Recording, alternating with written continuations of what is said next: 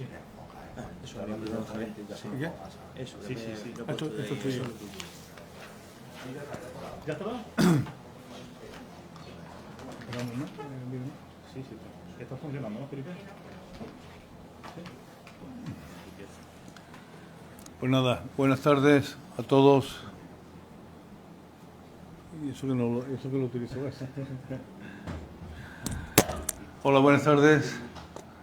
Buenas tardes a todos y a todas. Me pide mi compañero Juanse pues que esté presente en este acto, cuestión que le agradezco, y como decano del Colegio de Abogados de Jaén, pues dar la bienvenida a todos los que vienen para el Congreso de FADEJA, y como no, a la ponencia que va a dar José Carlos Jiménez Castrejón, que bueno, pues un juez que tenemos en el juzgado de primera instancia de instrucción número 2 de la Carolina.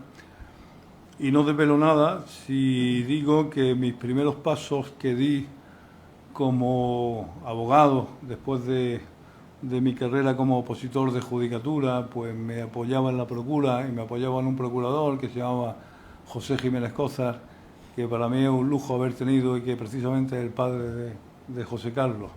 Y sin más, pues, como digo, daros la bienvenida. El grupo de abogados jóvenes es, como digo siempre, piel con piel con el Colegio de Abogados y con la abogacía institucional a nivel andaluz, a nivel del Consejo General, con Maya Román, con la que nos une una compañera del Consejo y una amistad profunda, y que disfrutéis de estos 2 días en Jaén, ¿vale? Muchas gracias, Javier.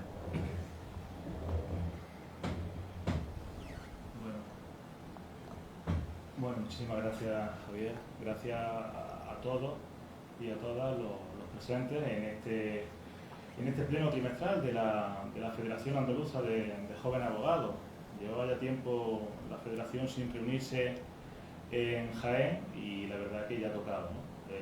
Son varios los compañeros que en estos momentos se están desplazando para esta reunión que tendremos mañana en nuestra ciudad, y yo por mi parte pues agradecer a todos los que estáis presentes, a los que lo estáis siguiendo por streaming a través de las cuentas de Facebook de la agrupación y de la federación.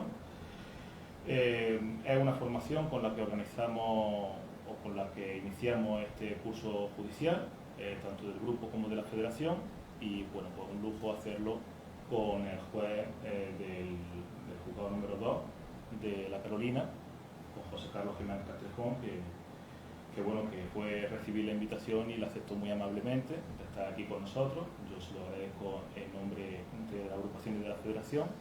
Agradecer también a nuestro decano, que siempre está presente en nuestros actos, sobre todo en aquellos más importantes, como es pues, un inicio de un curso judicial, y además pues lo que es un pleno, ¿no? Trimestral de la federación en nuestra ciudad y en nuestro colegio. Y por supuesto también agradecerle al compañero Javier Jiménez, que ha sido pues, la persona vocal de nuestra junta directiva de Jaén, que ha sido quien ha gestionado pues, la invitación a nuestro ponente esta tarde para que esté con nosotros, y bueno, yo agradezco mucho que haya hecho esa gestión, esa invitación, y poder celebrar esta jornada formativa. Muy bien, compañero. José Carlos, tiene la palabra. Muchísimas gracias. No, muchísimas gracias en primer lugar al... ¿Está activo, no? Ahora sí. Quisiera dar las gracias en primer lugar al señor decano, Javier Pulido, por haber tenido la diferencia de haber venido aquí y hacer esta presentación. Para mí también, te conozco desde hace mucho tiempo, mi padre siempre me ha hablado de ti, así que eres prácticamente familiar. También quiero dar las gracias a la Junta de Abogados Jóvenes Jaén, encabezada por su presidente, especialmente también a mi amigo Javi, amigo de toda la vida, por haberme dado la oportunidad de estar aquí en el Colegio de Abogados de Jaén, y también sobre todo porque es una experiencia que no voy a olvidar nunca, al ser mi primera ponencia, conferencia, como queráis llamarlo. Para mí es un orgullo también, sobre todo estar aquí rodeado de gente joven, muchas caras son conocidas, y espero que echemos un rato ameno, que os guste, y que sea os quedáis con un par de ideas y luego ya seguimos hablando con la cerveza. ¿Vale? Adelante. Bueno, pues yo he venido aquí, como su propio nombre indica, para hablar de la asistencia al detenido y de las comparecencias en el servicio de guardia. ¿Vale? Antes de todo esto, creo que puede ser interesante para todos saber también cómo se organiza y funciona un servicio de guardia.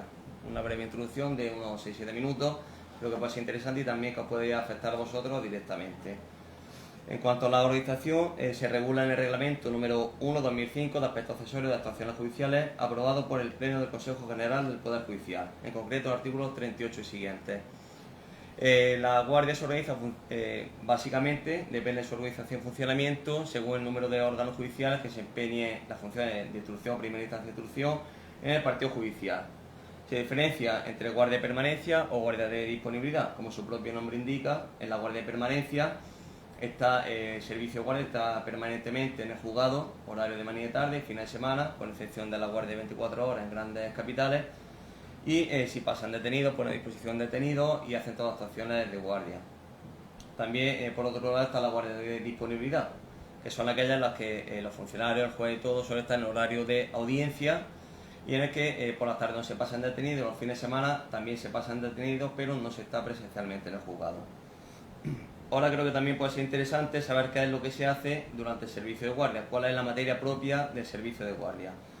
Se prevé en el artículo 42 del reglamento que he citado antes y, como vosotros todos sabéis sobradamente, las funciones o las actuaciones esenciales que se hacen pues son desde la recepción de atestados, denuncias, adopción de medidas cautelares, celebración de juicios rápidos, medidas de investigación tecnológica o incluso levantamiento de cadáveres. También hay otras actuaciones que son menos conocidas, pero en las que vosotros también podéis veros directamente afectados, ya que podréis incluso defender a uno de los detenidos, ¿vale?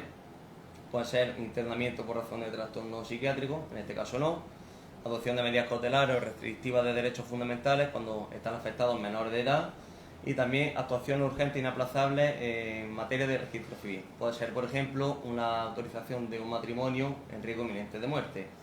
Y por último también una materia que es poco conocida, pero en la que vosotros sí tenéis una intervención activa, que es cuando se produce la detención de una persona sobre la que existe una resolución administrativa de expulsión del territorio nacional. En este caso se pone a disposición judicial y se puede adoptar una medida cautelar como es el internamiento en un CIE, un centro de internamiento de extranjeros, ¿vale? En cuanto al funcionamiento, pues muy brevemente, para que sepáis también cómo funciona un juzgado de guardia, en este caso, en mi caso, os voy a contar mi experiencia cuando se produce una detención o hay alguna actuación de guardia. Brevemente, el teléfono de guardia está siempre disponible las 24 horas para el juez de guardia, siempre pues si hay alguna llamada, hay alguna actuación, hay que hacer algo, siempre está disponible.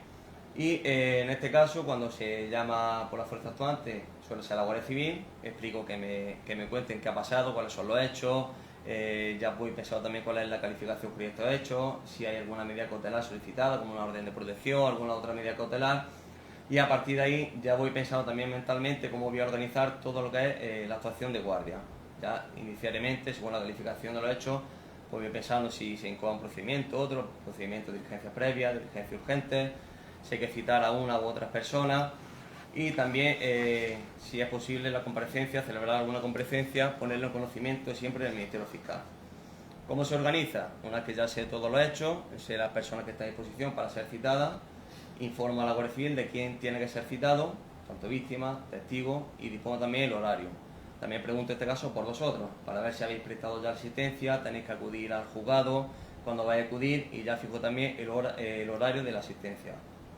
Sobre el Ministerio Fiscal, como sabéis, en la gran mayoría de partidos judiciales no está presente el Ministerio Fiscal, interviene solo cuando hay que hacer alguna actuación urgente de guardia o por medios telemáticos. En mi caso, la Fiscalía está en la ciudad de Linares y solo hay una intervención cuando son fines de semana, salvo que haya alguna comparecencia a prisión, no va físicamente, o bien hace un escrito para informar sobre la medida cautelar, o por el contrario, por medios telemáticos, por videoconferencia, web, etc.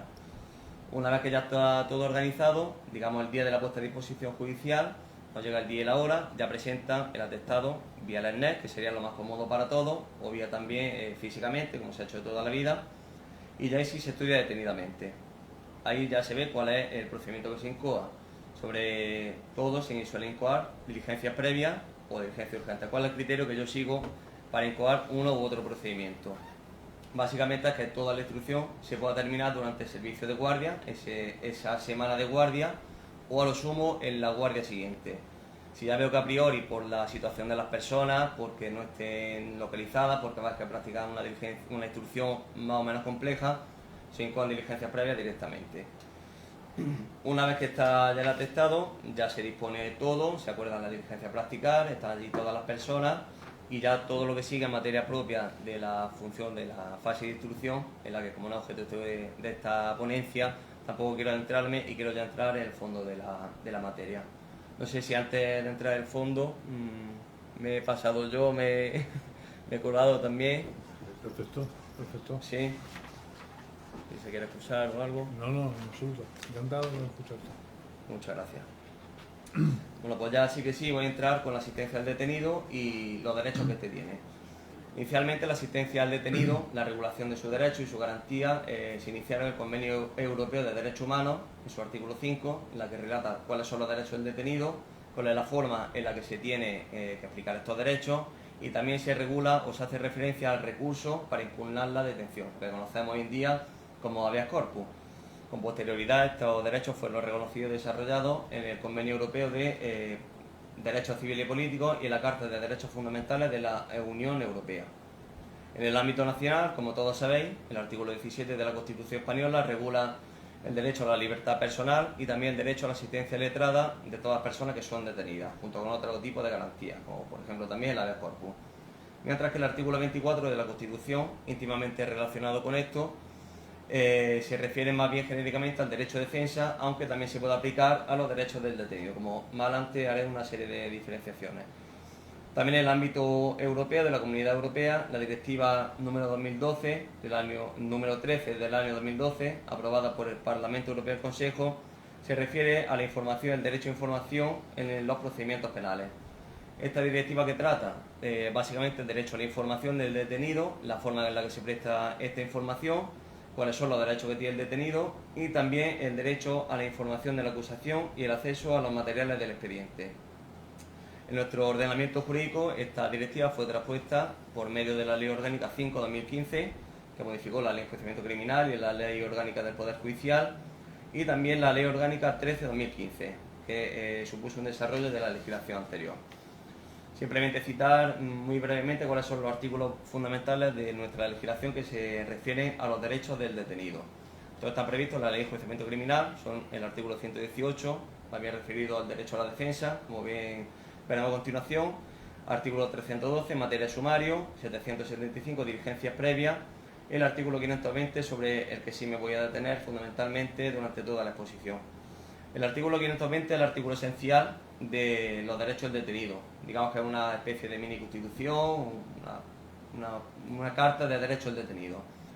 ¿Qué es el derecho de defensa también? Sin entrar en artículos doctrinales ni citar sentencias ni nada, mi opinión personal del derecho de defensa es aquel derecho que permite al detenido o a toda persona sobre la que pese una sospecha o una acusación ejercitar todos los medios que disponga. Entre este aspecto también el principio de contradicción, principio de igualdad de armas procesales, etcétera. Pero llevado al ámbito práctico, hablando en llano, a mí me gusta reducirlo a una cuestión de sentido común y también a una cuestión de empatía.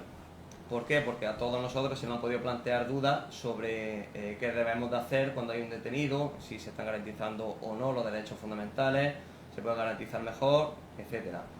Si ante cualquier duda, siempre un poco de sentido común y también cuestión de empatía, hacer lo que a nosotros no nos gustaría que nos hicieran si nos encontráramos en una situación de detención.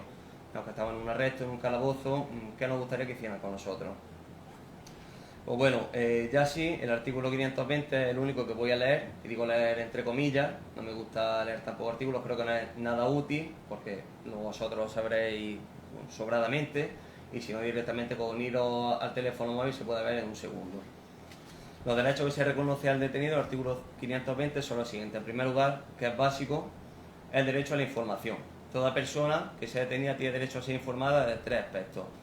Uno, de los hechos que se le imputan y de la calificación jurídica indiciaria, la calificación jurídica que realice la fuerza policial. En segundo lugar, cuáles son los motivos de la detención, es decir, los indicios que existen. Y en último lugar, evidentemente, de sus derechos. Esto ha sido así reconocido por reiterada doctrina constitucional en especial la sentencia del Tribunal Constitucional número 21/2018 de 5 de marzo. Esta es la sentencia que va a seguir el hilo conductor de toda mi ponencia. Esta sentencia voy a decir que no es suficiente, como bien he dicho yo, hacer referencia solo al lugar y fecha de comisión del delito, su calificación jurídica, sino que también se debe hacer referencia e informar al fundamento de la conexión subjetiva y objetiva del detenido con el hecho ilícito, es decir, cuáles son los indicios que existen, ¿vale? A pesar de esto, a continuación también trataré más a fondo esta cuestión. Los derechos de los que se tiene que informar a toda persona detenida, y que son los que ostenta igualmente, son el derecho a guardar silencio, a no declarar contra sí mismo, no confesarse culpable, a contestar a las preguntas que desee, derecho a designar abogado y a ser asistido por él sin ninguna justificada. Sobre este derecho me detendré. También derecho a acceder a los elementos esenciales de las actuaciones para impugnar la legalidad de la detención. Derecho a poner en conocimiento del familiar o tercera persona el lugar de detención, el lugar de custodia. También tiene derecho a comunicarse telefónicamente con un tercero, siempre en presencia de un policía o funcionario que se designe. Y también tiene derecho, en el caso que sea extranjero, a que la autoridad consular de su país tenga noticia tanto de la detención como también a comunicarse con él vía telefónica, correspondencia escrita, oral, etc. También tiene derecho a ser asistido por un intérprete cuando no comprenda el idioma oficial en el que se lleva a cabo las actuaciones, en España el castellano, fuera de otras comunidades autónomas. También a ser reconocido por un médico forense o su sustituto y a solicitar la asistencia jurídica gratuita. Pues como he dicho que no voy a leer más derechos para no aburrirlo mucho, ya sí quiero centrarme en 2 o 3 aspectos que considero esenciales porque son más desconocidos de la práctica y creo que os pueden afectar directamente y sobre todo que os pueden ser útiles porque habéis podido tener también alguna situación complicada en materia de asistencia al detenido. Antes de todo quiero también distinguir entre el estatus o conjunto de derechos que tienen por un lado los detenidos y por otro lado las personas no detenidas pero investigadas. A los detenidos se le aplica el artículo 520, derecho del detenido, y a los no investigados artículo 118. Puede parecer una tontería, una distinción que no tiene relevancia, pero sobre todo en materia de acceso a los elementos de las actuaciones, a los elementos esenciales de las actuaciones, sí tiene muy importancia por lo que veremos a continuación. El artículo 520 garantiza el derecho a libertad personal del detenido, mientras que el 118 garantiza el derecho de defensa genérico. Con matizaciones se podría decir que el artículo 520 se aplica a la fase preprocesal durante la detención gubernativa o policial de la persona detenida hasta su puesta a disposición judicial, mientras que ya rige este artículo y el artículo 118 una vez que se inicia el procedimiento penal y durante toda su tramitación. Hecha esta distinción, voy a empezar ya con una cuestión que a vosotros sí os afecta de lleno, que es la asistencia letrada del detenido en sede policial. La asistencia letrada, como dice el artículo 520, el apartado 5, tiene que ser a la mayor brevedad posible y siempre dentro de las 3 horas siguientes. Aquí verá que hay cuestiones prácticas que se me han dado en las que esta asistencia no se ha llevado a cabo ni a la mayor brevedad posible, ni mucho menos durante las 3 horas siguientes. Ha habido, sobre todo, aquí en Jaén, la verdad que la suerte que he tenido es que nunca se me ha suscitado, siempre no ha habido ningún problema con el turno oficio, ningún abogado, en tema de coger teléfono, de estar disponible y nada, pero cuando estaba en Cataluña sí alguna vez, sobre todo cuando eran detecciones de noche, por la tarde, de madrugada, incluso se me daba la circunstancia en la que el teléfono estaba apagado, si no se podía llevar a cabo esta asistencia, no había ningún abogado que pudiera asistir al detenido, no había ninguna forma de que este detenido pudiera ser garantizado en sus derechos por el letrado. Sé que también en estos supuestos lo que yo hago, es volver a decir que llamen al abogado del turno oficio, si sigue el teléfono inoperativo o no lo coge, que llame al siguiente de la lista, supongo yo que habrá una lista del turno de oficio sobre asistencia al detenido, y en su defecto ya que llame al colegio de abogados responsable para solucionar esta situación. Sé que es muy molesto, que es muy trabajoso, incluso que a veces pues no compensa económicamente a vosotros toda esta asistencia, el traslado, etcétera. Pero también es cierto que todos los que estamos aquí, todos los operadores jurídicos estamos para cumplir la ley, sobre todo para garantizar los derechos fundamentales, y especialmente del detenido. Sobre la asistencia, ¿vale? La forma de asistencia. Ya hemos dicho que tiene que ser la mayor brevedad y siempre dentro de las 3 horas. También es importante cuál es la forma de asistir al detenido, perdón. Si tenéis aquí alguna discrepancia, queja, reclamación o algo, me lo podéis hacer saber también, porque sé que es una cuestión que a vosotros afecta de lleno y que seguramente habrá generado situaciones incómodas de molestia y todo lo que conlleva. Me lo hacéis saber, si queréis interrumpirme, no hace falta que lo diga, para cualquier cosa, preguntas, sugerencias, discrepancia incluso, totalmente abierto a todo. Discrepancia ya va a haber. Hay muchas ya, seguro, ¿verdad? Lo sabía yo, tampoco no quiero que me tiréis ninguna piedra a salir ni nada, ¿eh? Adelante. Bueno, la forma de asistir al detenido. Sobre todo a raíz de la pandemia, del COVID, y sobre todo al inicio también, sede policial, la asistencia se solía hacer por videollamada, incluso telefónica. Tenía justificación por la crisis sanitaria en la que estamos viviendo. No había medidas sanitarias, no se podía garantizar, era un riesgo para todos, especialmente para vosotros, los que habéis estado frente a frente con todas las personas detenidas durante toda la pandemia, día a día sufriendo todo lo que eso conllevaba. Pero ahora que ya está todo más relajado, que ya digamos la regulación en la que es, no hay ninguna medida excepcional, esta asistencia tiene que ser física, presencial. Además, la ley es clara, el artículo 520 dice que la asistencia se puede realizar por teléfono o por videoconferencia únicamente cuando así lo impida la lejanía física, geográfica del abogado designado con su defendido.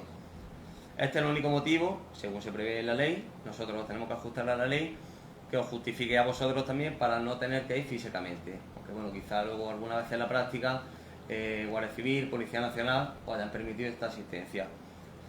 ¿Qué es lo que yo entiendo por causa justificada? Primero, esta causa se tendría que justificar si hubiera algún problema por el letrado designado, y una causa que yo entiendo justificada, pues que estéis en funciones de guardia también, que tengáis otra asistencia en otros partidos judiciales, que tengáis alguna actuación judicial, alguna vista, algún señalamiento, y que evidentemente no podéis multiplicaros, no podéis estar en Linares en una ocasión a las 11 y luego en la Carolina podéis estar a las 12. Evidentemente eso, medios telemáticos, videoconferencias, los medios que sea más fácil para vosotros. ¿Qué es lo que yo entiendo que no es una causa justificada? Fines de semana, por ejemplo, porque una persona vive, además el otro día me acuerdo que estuvimos hablando, tomando un café con Javi y con Juan Sebastián, una persona que viva en Chile, si tiene asistencia en la Escala La Real, fin de semana, pues verá que tendrá que ir físicamente, salvo que tenga algún otro señalamiento, alguna otra actuación. No es motivo esta distancia porque, por lo que también me estuviste comentando, es voluntario apuntarse a distintos partidos judiciales, quiero recordar. Ahí tendría que ir también. No se puede asistir por teléfono ni por videollamada. Esto lo entiendo así, no por un capricho personal. Primero porque la ley así lo establece, todos estamos obligados, yo el primero, a cumplir con la ley. Y luego porque entiendo también que el derecho a la defensa y la asistencia letradas, el derecho a la defensa y a la asistencia del detenido, perdón, se garantiza mucho mejor cuando se hace físicamente. ¿Alguno ha tenido algún inconveniente, algún problema cuando han querido asistir por medios telemáticos, teléfonos, puesto alguna pega, Guardia Civil o algo? Por ahora nada. No ha habido nada, ¿no? Al revés. Fácil. Entienden y colaboran. Facilita. Hombre, ya no, ya yo la última que tuve me dijeron que tenía que ir presencialmente a la Guardia Civil. Y tuve que ir a Siles, que era un... A Siles, precisamente. No, a Siles no, perdón, a Pérez de Becerra, Vale. que era de Cataluña.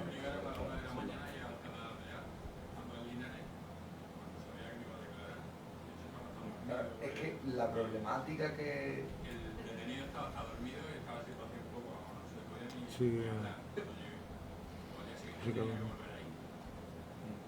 Sí. La Sí, problemática sí. que hay simplemente, y yo creo que ya lo hablamos el otro día, es que claro, si a ti te llama la Guardia Civil para asistir a un detenido a las 5 de la tarde, ese hombre no va a pasar la instrucción judicial hasta el día siguiente. Entonces claro, nosotros lo que decíamos era, si este hombre no va a pasar la instrucción judicial hasta el día siguiente, ¿por qué no se puede hacer todo el mismo día y no tenemos que volver 2 veces? Imagínense su partido judicial en la Carolina. Detienen a un hombre por la tarde, nos llaman a las 6 de la tarde, tiene usted que venir a asistir al detenido. Pero claro, esa tarde no va a pasar disposición judicial, pasará el día siguiente. Pero lo que nosotros decíamos, si vamos a asistir al detenido, que ese mismo día que nosotros vamos a ir, me da igual ir a las 8 de la tarde. Pero si vamos a la Guardia Civil y vamos al juzgado, vamos todos en un mismo, no hay que volver otra vez. Para no tener que hacer doble viaje, ¿no? Exactamente. Lo suelen llamar justo cuando se produce la detención, si es a las 1 de la madrugada o esperan ya a las 7 de la mañana o a las 8. Normalmente suelen esperarse a las 7 o 8 de la mañana. Es decir, que ni por allá mismo tampoco nos respetan, digamos, esas 3 horas, ¿no? Es decir, desde la Tampoco saben detención. exactamente a la hora que han detenido, chaval. Ya. En concreto, en este caso, que tuve que desplazarme a Alcalá Real, me llamaron casi a las 12 de la noche. Me dijeron, no, mañana, primera hora, antes de que pase disposición judicial, me acerco, si lo va a descargar. Que no, tengo que venir.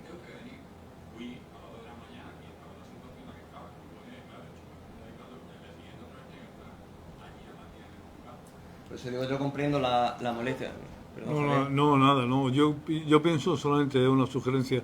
Bueno, yo tengo por ahí escondido entre la butaca al secretario del Colegio de Abogados, que yo casi lo invitaría a que se sentase por aquí arriba. No, pero José Carlos ha abierto un fuego que yo creo yo he pedido papel para que no se me pase nada, porque ya no me da la memoria. He dicho que me traiga un blog y le he traído otro a Juanse. Entonces yo creo que como esto va a suscitar cuestiones que expongas y abrimos un debate, vale, ¿qué os parece? ¿No? Porque son cuestiones y yo te lo... y creo que va a ser interesante, fíjate, he cancelado todo lo que tenía del yo que me marchaba. Y cuándo se juntan y cuándo se separan nuestros caminos, que es lo que tenemos que hablar, eso en definitiva, ¿no? Entonces yo creo que está bien. Lo dejamos para porque el final. Eso te tengo que responder a una cosa que has planteado, que lógicamente soy yo el máximo responsable, que es que no atiendan el teléfono de guardias y dar explicación a lo que has planteado, pero yo casi te agradecería, por supuesto tú eres dueño y señor, y Juanse, de lo que queráis exponer, pero en la parte que a mí me afecta, pues tengo que responder. Entonces, por supuesto, continuar la exposición y abrimos turno. Y luego abrimos turno de acuerdo, es que si no va a interrumpir. Sí. No, por suerte es verdad que aquí en Jaén nunca se me ha dado. Como he dicho, era en Cataluña, también es verdad que allí la organización judicial de entrado es mucho más caótica que aquí. Eso también es cierto. Yo estaba en un partido judicial que era Olot, que estaba Francia a 15 kilómetros y ya os podéis imaginar cómo va todo allí. Pero bueno, seguimos, luego ya vemos todo esto. Bueno, lo que yo estoy diciendo de asistencia, sobre todo que sea físicamente, siempre que sea posible, no es por capricho, sino por una serie de razones que yo las veo que son lógicas, razonables, sobre todo siempre de mi punto de vista, que es, igual que el vuestro, de garantizar los derechos fundamentales, derechos y la libertad del detenido, ¿vale? Sobre todo porque yo entiendo que para preparar la defensa correctamente, si tenemos el detenido lo va a pasar a disposición judicial al día siguiente, es muy importante que podáis acceder a los elementos de las actuaciones, aunque sean los esenciales, a ver qué ha pasado, qué no ha pasado, quién ha intervenido, cuándo ha intervenido, hay testigos, no hay testigos. Entiendo que si es por teléfono, el detenido poco va a decir, lo que os diga muchas veces no se ajustará a la realidad, y vosotros también podéis tener una idea equivocada, ya preconcebida, que os confunda también a vosotros a la hora de preparar la línea de defensa. Eso es lo primero. Segundo, entiendo que también si no se habla personalmente con el detenido, no se sabe cuáles son los elementos de la imputación, todo, no está esta posibilidad tampoco de incoar o solicitar un procedimiento de habeas corpus. Puede ser que una persona esté detenida estándolo cuando no toca. Si tenéis acceso a las actuaciones, muchas veces lo solicitan directamente ellos, pero en la mayoría de las ocasiones solicitan habeas corpus porque han oído algo, porque el otro compañero que ha sido detenido lo ha solicitado también, lo pone a disposición judicial, pero sin fundamento. Vosotros podéis asesorarlo jurídicamente, podéis realizar la solicitud y podéis fundamentarla sobre todo. También lo considero esencial, como he dicho, para preparar la defensa y también porque puede ser interesante a la hora de solicitar la práctica de diligencia e instrucción, a la hora de la puesta a disposición judicial. Me explico también, imaginémonos que es un delito de cierta gravedad en la que puede llevar a aparecer incluso la prisión provisional. Si tenéis acceso a todas las actuaciones, podéis haber hablado con él, puede ser que haya varios testigos, unos que ya sean directamente citados o propuestos por Guardia Civil, Policía Nacional, y otros en los que el detenido sepa que han estado. Los detenidos muchas veces no declaran, no dicen nada, no dicen este es tal persona, estaba allí presente, y puede suceder que si vosotros sabéis eso, podéis presentar ese testigo que sirva como prueba o diligencia de descargo y que a la hora de dudar sobre si adoptar la medida o no de prisión provisional, esta apariencia de buen derecho que la justifica no sea suficiente. Si tengo dos testigos, me dicen una cosa, otra cosa, yo ya tengo que dudar, ¿vale? También, muy importante también, para acreditar el arraigo, si tenéis acceso a todo, podéis hablar con esta persona, podéis acceder, que os diga, tengo estos documentos, puedo hablar con mi mujer que te va a facilitar documentos, empadronamiento, asistencia médica regular, escolarización de los niños, todos esos documentos podéis ya tenerlos vosotros de antemano, presentarlos en la comparecencia de la prisión provisional y puede conllevar a que no se adopte la medida cautelar, porque no concurran los fines necesarios. Bueno, iba a hablar también del tema de jueves, pero como veo que puede ser también conflictivo, lo podemos dejar para el final. No, en absoluto, en absoluto. Metemos también un poquito de jueves, ¿no? A la hora de la, aunque esto sobre todo en sede judicial. El tema del web, videoconferencia, es muy polémico en la actualidad, también cuando estaba en la situación del COVID, muy justificado, se accedía siempre, pero hay que tener en cuenta que, sobre todo en las actuaciones de guardia, me estoy refiriendo, los juzgados, al menos yo hablo del mío, yo no sé, sobre todo en capital de la provincia, otros juzgados, no disponen de los medios materiales, personales sí, aunque también con ciertas carencias, pero sobre todo de los medios materiales necesarios, suficientes, útiles y eficaces para que se pueda desarrollar una comparecencia, una asistencia por medio de web, de videoconferencia, de cualquier medio. Primero, ya sabéis todos que las redes se caen 1000 veces, no funciona la pantalla, no funciona el arconte, no va la invitación, a vosotros incluso también en casa puede fallar internet, la aplicación ese día, y cuando estamos hablando de actuaciones de guardia en las que hay una persona detenida, todo eso implica retrasar la regularización de la situación personal. Es decir, la decisión sobre si hay libertad u otra medida cautelar. Por eso, a mi criterio, salvo que sea una situación urgente e inaplazable, es que en la actuación de guardia, cuando hay detenido, no se hace nada por web. Si no, imaginémonos que está a las 12, el horario de guardia de mi juzgado está a las 2, horario de audiencia. Hay medio, hay problemas, no funciona, no se puede grabar, se ha caído la red, mientras que venir, no venir, hasta ahí una hora y algo, ya tiene que estar el detenido otra noche más hasta el día siguiente. Sobre todo por eso, ¿vale? También muchas veces Fiscalía, como sabéis, interviene por medio de escrito o cuando hay comparecencia de orden de protección de prisión provisional por videoconferencia. No sé qué es lo que pasa, que no se puede hacer simultáneamente una videoconferencia con Fiscalía y otra intervención por web. No sé cuál es el problema, si es que se tiene que solicitar creo que 72 horas antes, no lo sé, pero no se puede. Eso también sobre el web, sobre alguna sugerencia, reclamación, queja o algo. Si queréis también después lo unimos con la asistencia al detenido, ¿vale? Bueno, ahora sí, entrando también los derechos, en el fondo ya de materia, considero que es muy importante y que esto afecta también a vosotros directamente, el derecho que tiene el detenido a acceder a los elementos esenciales de las actuaciones del atestado policial para impugnar la legalidad de la detención. Me voy a referir al acceso a elementos esenciales y al atestado policial. En sede policial puede ser una cuestión más controvertida, no sé si vosotros también cuando habéis existido un detenido os han negado el acceso al atestado, no han informado sobre los hechos, sobre alguna diligencia que hayan practicado, no sé, ¿habéis tenido algún problema alguna vez? ¿Sí? Claro, cuando hubo una reforma de la ley. Me daban copia de la diligencia de la firma de la asistencia al detenido y ya está. Pero sobre los hechos, sobre los hechos que se le imputan, la verificación.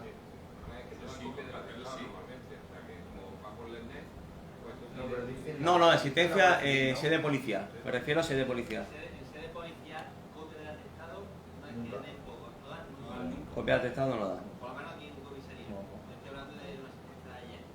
Y el domingo y la semana pasada, nunca. Te dejan que leas un poco la exposición de los hechos por el motivo por el que está detenido.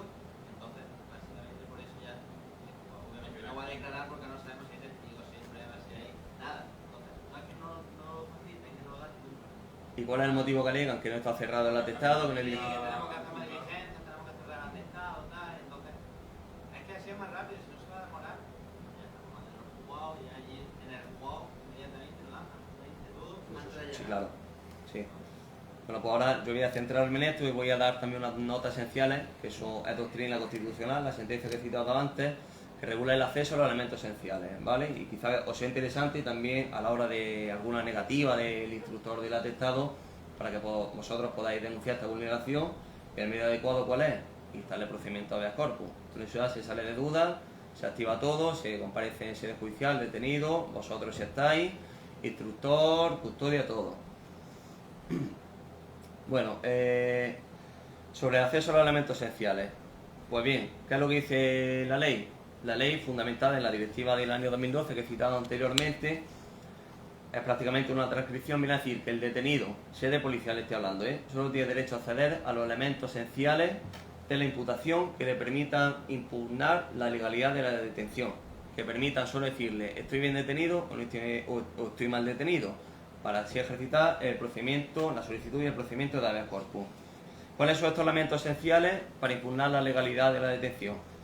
La sentencia del Tribunal Constitucional 21/2018, de 5 de marzo, la que he citado antes y sobre la que siempre voy a hacer referencia, casi siempre, dice que estos elementos pueden ser los siguientes: la denuncia de la víctima de violencia, víctima en general, alguna actuación, diligencia, exposición de hechos, actuación de oficio, Guardia Civil o Policía Nacional, inspección ocular, algún acta de un registro, documentos, fotografías, grabaciones de sonido, vídeo, etcétera. Dice, en definitiva, todas aquellas actuaciones documentadas que guarden identidad de razón con las ya expuestas. Esta sentencia también da, como he dicho antes, las notas básicas sobre este derecho a acceso a los elementos esenciales de las actuaciones. Son 3 notas, básicamente. Primero, este acceso a los elementos esenciales debe ser después de que el detenido sea informado de lo que hemos dicho antes, de los hechos, calificación jurídica, los motivos de la detención, los indicios y de sus derechos. Después de eso y antes del interrogatorio policial, entre medias. Segundo lugar, dice el Tribunal Constitucional que es al detenido, o a vosotros como asistente al detenido, al que le corresponde instar este acceso, que diga cuáles son los elementos a los que queréis acceder. Si estáis en sede policial, quiero acceder al atestado policial, a la inspección ocular, al acta de registro, lo que sea. Y en último lugar, que es muy importante, a raíz de lo que habéis dicho antes, la forma en la que se debe facilitar el acceso. Esta forma no tiene que ser necesariamente entrega de una copia del atestado. Puede ser la exhibición, la entrega de una copia del atestado, evidentemente, o cualquier otro médico. Estamos bien. Cualquier otro método que garantice la integridad de las actuaciones y permita al detenido conocer y comprobar por sí mismo o a través de su letrado la base objetiva de su privación de libertad. Es decir, necesariamente no tienen que dar una copia del atestado en sede policial. En sede judicial, evidentemente, sí. En sede policial, si no quieren dar la copia, tenéis derecho a decirle que os enseñe el atestado, todo lo que haya en ese momento, fotografías, todo lo que hemos dicho antes, ¿vale? También este derecho, antes de hablar de esto, porque también es interesante a raíz de lo que habéis dicho antes, hay otra sentencia de la Sala Segunda del Tribunal Constitucional, número 13/2017, de 13 de enero, que estimó un recurso de amparo interpuesto por un abogado en el que en sede policial se le negó el acceso a los elementos esenciales de las actuaciones por la policía. ¿Cuál fue el motivo de la negativa? La policía le dijo que como el atestado no estaba cerrado, no se lo podían entregar. No le informaron de nada. ¿Qué es lo que dijo? Resuelve otro motivo de amparo, ¿vale? Pero fundamentalmente, ¿qué es lo que dijo el Tribunal Constitucional? Que aunque no esté el atestado cerrado, tiene derecho a acceder o a informarles de todo lo que haya. Si se ha diligenciado solo la denuncia, la exposición de hechos, la inspección, tienen derecho a acceder o a enseñarle, mostrarle cualquier forma de acceso a todo lo que haya hasta ese momento. Evidentemente el atestado no va a estar cerrado hasta que no lo remitan al juzgado, que haya la diligencia de entrega y puesta en disposición judicial. Ese es el motivo para que se niegue la policía o Guardia Civil o quien sea a permitir acceder a las actuaciones. Siempre os tienen que dejar acceder a lo que haya hasta ese momento, ¿vale? Y ahora sí, el acceso al atestado policial no es un derecho absoluto, como ningún derecho está sujeto a límites. Solo remarcar, es muy importante, soy muy pesado, pero es que es muy importante, solo a los elementos que sirvan para impugnar la legalidad de la detención. Hay también otros casos, o causas también, en las que la policía se puede negar este acceso, pero siempre que ocurra fines legítimos. ¿Cuáles son estos fines legítimos? También que han sido reconocidos por el Tribunal Constitucional. Primero, la protección a la víctima, testigos, otra persona vulnerable. La información de esta persona suele estar en el atestado para evitar que el detenido tenga acceso a estos datos y pueda tener alguna repercusión. O también que si se deja el acceso a todo el atestado, se pueda frustrar el fin mismo de la investigación. Si hay una investigación paralelo, alguna investigación secreta, si evidentemente se revela, ya no tiene sentido. Estos son los dos fines fundamentales que ahora vienen a coincidir, como diré con posterioridad, coinciden prácticamente con las causas que justifican acordar el secreto de sumario o la incomunicación del detenido preso. Lo que el legislador ha querido, tomando como base la directiva, y también esto ha sido refrendado por el Tribunal Constitucional, es que sea la autoridad judicial la que pueda vetar el acceso a todos los elementos, ¿vale? Mediante el secreto de sumario o la incomunicación. Me referiré más adelante a eso. Sobre el acceso del detenido a las actuaciones, una vez que ya está puesto a disposición judicial, como ya hemos dicho anteriormente, rigen ya los derechos, artículo 118, y tiene derecho a acceder no solo al atestado policial, se os facilita una copia del atestado, sino a todas las actuaciones que se hayan realizado, salvo evidentemente que se haya declarado el secreto sumario o la incomunicación. Este acceso debe ser con la antelación suficiente, evidentemente antes de que se realice la declaración del detenido y antes también de que os podáis entrevistar reservadamente con él. ¿Acceso a qué? Atestado policial, antecedentes penales, SIRA, información patrimonial y laboral obtenida a través del punto neutro judicial, consulta de titularidad del vehículo, cuáles son incumplimientos, quebrantamientos a las resoluciones judiciales que han sido quebrantadas, etc. Como he dicho también, hay una serie de límites. Todos los, incluso derechos fundamentales, no son derechos absolutos, sino que tienen limitaciones. Estas limitaciones en materia de acceso a las actuaciones y en materia de derechos al detenido y de los investigados tienen dos causas, Se puede acordar esta limitación por base a dos artículos y dos causas. Primero, el secreto sumario, que se prevé en el artículo 302 de la Ley de Enjuiciamiento Criminal, y la posibilidad de acordar la incomunicación del detenido preso, que se prevé en el artículo 527 y 509, todo de la Ley de Enjuiciamiento Criminal. ¿Cuáles son las causas por las que se puede acordar esta limitación? Pues necesidad urgente, siempre remarcar necesidad urgente de evitar graves consecuencias que puedan poner en peligro vida, libertad, integridad física de una persona, víctima, testigo, etcétera, o necesidad urgente de una actuación inmediata de los jueces de instrucción para evitar comprometer de modo grave el proceso penal, que se pueda frustrar el fin de la investigación de la fase de instrucción.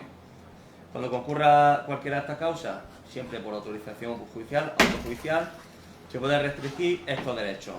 Los derechos no solo el básico de incomunicación, de que no se puede comunicar con terceras personas, ni con personas de confianza, familiares, ni nada, sino también una serie de derechos.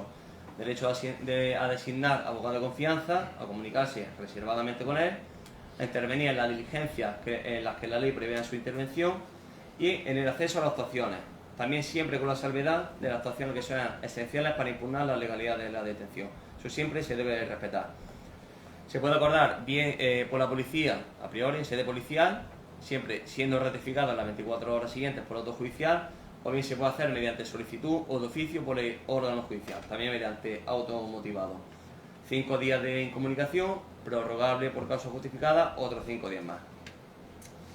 Bueno, en cuanto a la asistencia al detenido, derechos y todo, yo por mi parte ya lo doy por terminado. He querido dar las líneas básicas, fundamentales, que no sea siempre lo típico de traductor, médico forense, etcétera. Y luego, si queréis, ya quiero empezar con las comparecencias. No sé si queréis la pregunta o ya cuando terminemos mejor, ¿no? ¿Sí? Venga, pues vamos a comenzar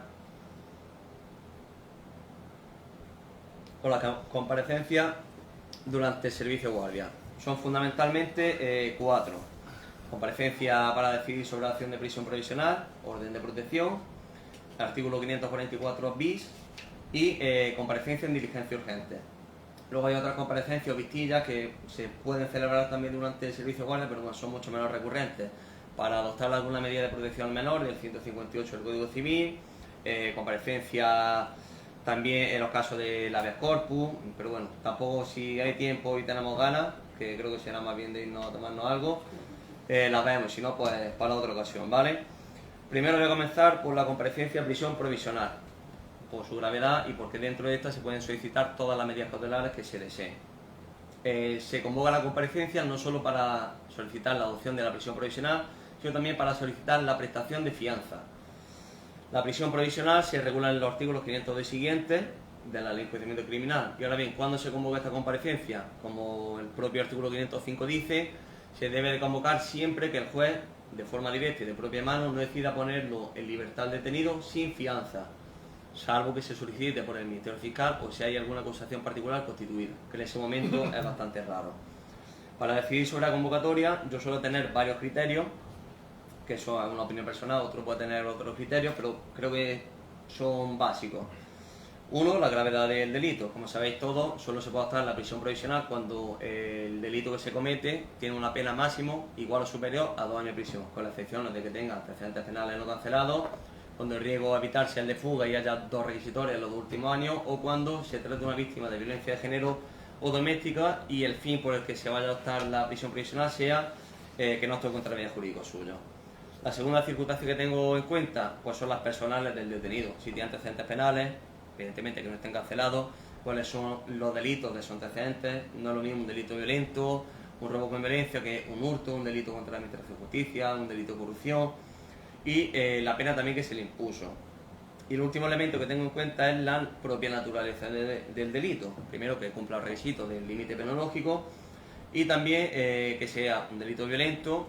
Sobre todo cuando son delitos violentos se suele convocar robo con violencia, evidentemente homicidio, violencia de género en ciertas ocasiones, o si son delitos también quebrantamiento de condena, medida cautelar, sobre todo en materia de violencia de género, ¿vale?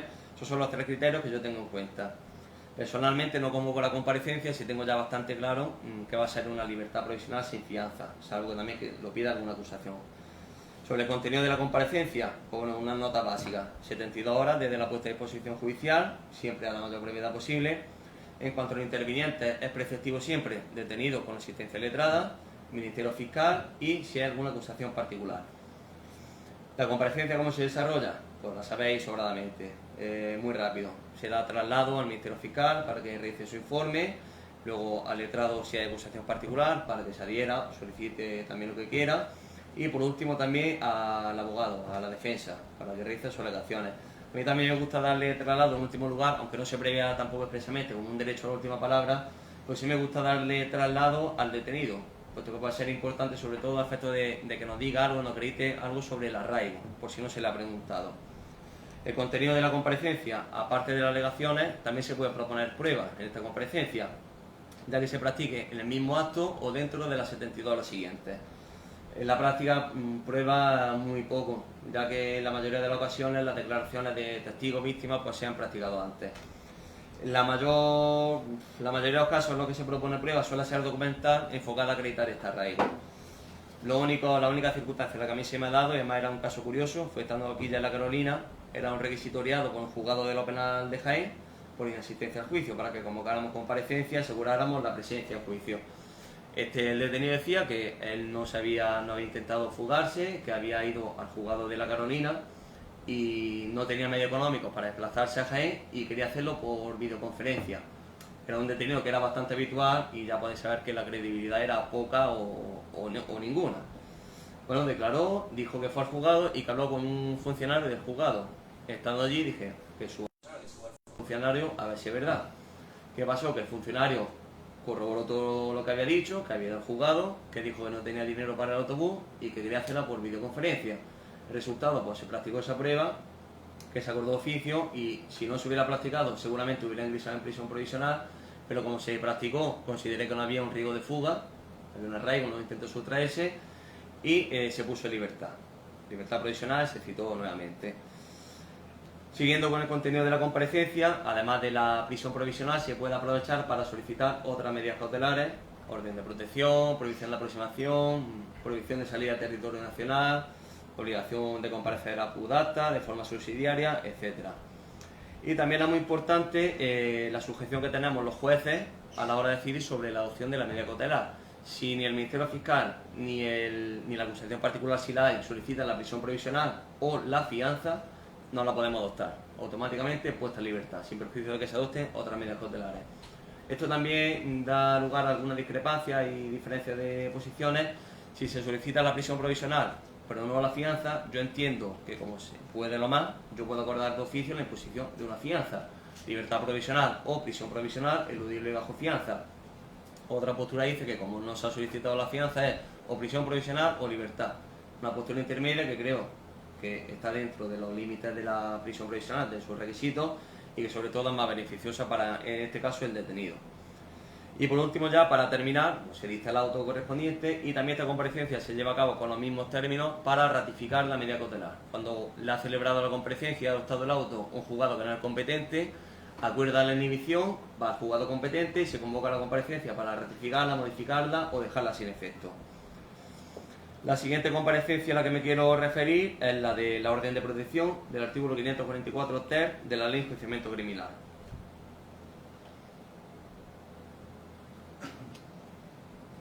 Perdón, como de tiempo. De tiempo bien, sí. ¿Sí? Sí.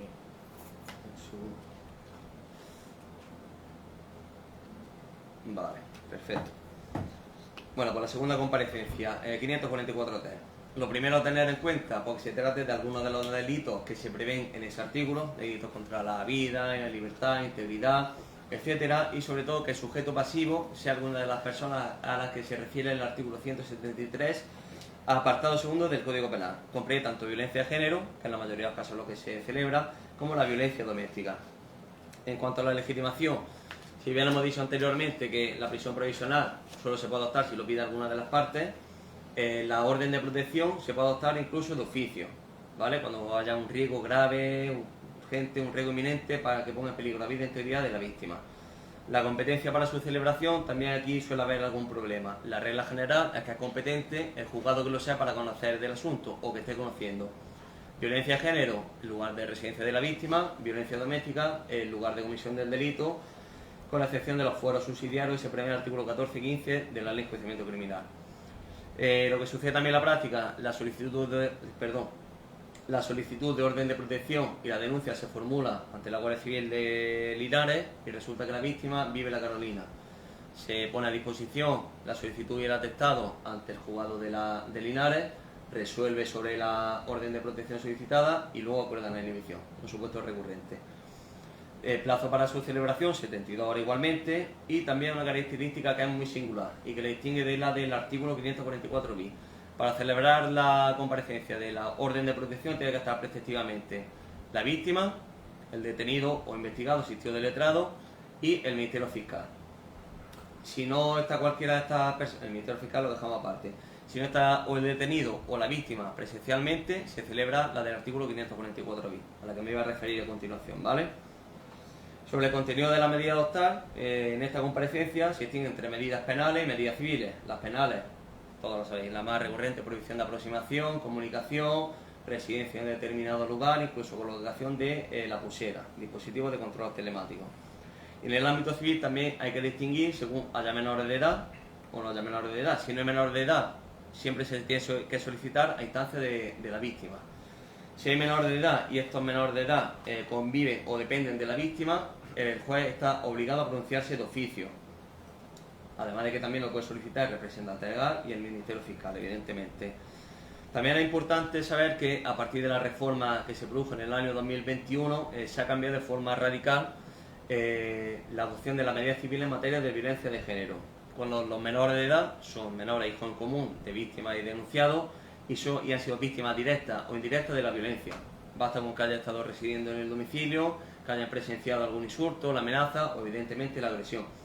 En este caso es obligatorio acordar la suspensión del régimen de visitas, comunicación a estancia y relación con el menor de edad. Solo hay una excepción, que a instancia de cualquiera de las partes solicite que no se acuerde de esta suspensión, que el juez considere que esta no suspensión va a salvaguardar los intereses del menor y que se tenga también en cuenta la relación entre el menor y el detenido. Las normas comunes de las medidas civiles pues son muy básicas. Sobre la medida a adoptar, pues en relación con la patria potestad, modo de ejercicio, guardia y custodia, régimen de visita, alimentos, vivienda familiar, etc. También es necesario que estas medidas civiles no hayan sido adoptadas previamente por otro órgano judicial. Y la vigencia temporal son 30 días. Una vez que se adopta el auto, tiene la víctima o su representante legal 30 días para interponer una demanda de familia. Si no interpone la demanda, se deja sin efecto la medida. Si la interpone, se prorroga por otros 30 días y dentro de esos 30 días el juzgado competente tiene que dictar un auto ratificando, modificando o dejando sin efecto la medida. También es importante que el pronunciamiento relativo a medidas civiles del auto de orden de protección no es recurrible. Se asimila o se asemeja a las medidas provisionales en materia de familia contra las que no cabe recurso. Y tampoco sobre el contenido de la comparecencia, pues igualmente los mismos trámites que los previstos en la comparecencia de prisión. Solo que en la práctica, para evitar la confrontación entre la víctima y el denunciado, se suele tomar declaración a la víctima, se sale y cuando ya se toma declaración al detenido se celebra únicamente con él. Si la víctima quiere estar presente, pues ya hay alguna medida, o se hace por medios telemáticos de una sala a otra, o se pone un elemento que los puede separar visualmente. La comparecencia del artículo 544 bis.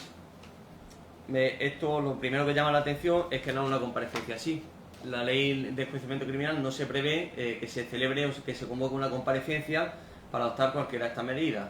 Solo habilita al juez, tanto de oficio como instancia aparte, a que adopte cualquiera de las medidas que se contiene en el mismo, prohibiciones de aproximación, comunicación, residencia, etcétera.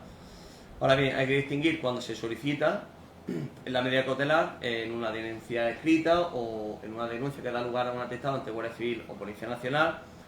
Si no se trata, no hay detenido, no son hechos de gravedad ni hay un riesgo grave, personalmente yo lo que hago no convoco comparecencia porque no estamos obligados, doy traslado al Ministerio Fiscal, informa por escrito, cuando tengo el informe por escrito ya pongo el auto correspondiente. El segundo de los casos, cuando hay algún riesgo o hay detenido, que se subdivide en dos, ¿vale?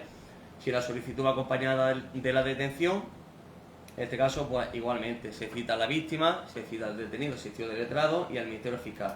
Se hace una comparecencia, como la que con el mismo contenido que el visto anteriormente, pero con la matización de que no es preceptiva la asistencia de ninguna de las partes.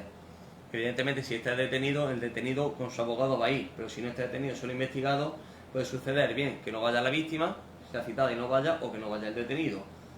En cualquiera de los casos, aunque no vaya, como no es preceptiva la intervención, se puede adoptar mediante auto esta medida cautelar. En ámbito práctico, si no va la víctima, no hay un riesgo grave, directamente no acuerdo la medida cautelar, porque entiendo que si no va la víctima, que es la principal interesada, no habrá tanto riesgo.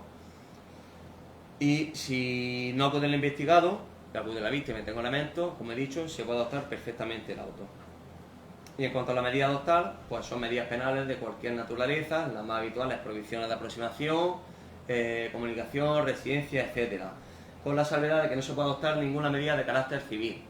También con la doble excepción de que sea alguna medida de la del artículo 158 del Código Civil. No se puede simultanear la práctica de esta comparecencia con esta audiencia para adoptar alguna medida para proteger a los menores.